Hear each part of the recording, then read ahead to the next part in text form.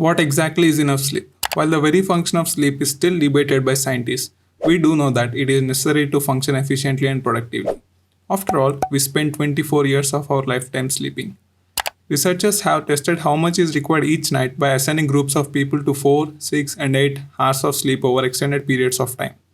After 14 days, those with 8 hours of sleep were functioning almost normally and were productive enough at work. However, those with 6 or 4 hours of sleep showed a steady decline of functioning and productivity. In fact, after only 2 weeks, the reaction time of the 6-hour group is similar to a person with blood alcohol concentration of 0.1%. The 4-hour sleepers suffered even more, occasionally falling asleep during their tests. In both groups, brain function decreased day by day. So how long should you sleep? Most studies tells us that 7 to 8 hours of sleep is the average ideal for humans. People who sleep less than 7 hours a night have an increased risk of heart disease, obesity and diabetes, and also 12% higher risk of death. On the other side, studies have shown that people who sleep more than 7 to 8 hours a day have an increased risk of heart disease, obesity and diabetes, and also 30% increased the risk of death.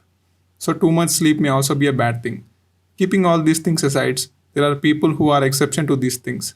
People with certain kind of genetics are unaffected by only 6 hours of sleep. They were found to have a mutation of specific gene. When scientists genetically introduced this gene into mice, they were able to stay awake for an extra 1.2 hours than normal mice. It turns out that these short sleepers have more intense sleep sessions than average person, which means their body requires less sleep compared to average individual to recover and rest. Ultimately, while it's important to know the ideal average of 7 to 8 hours sleep still exists, let your body and brain help you figure out its own needs. After all, no one shoe size fits all.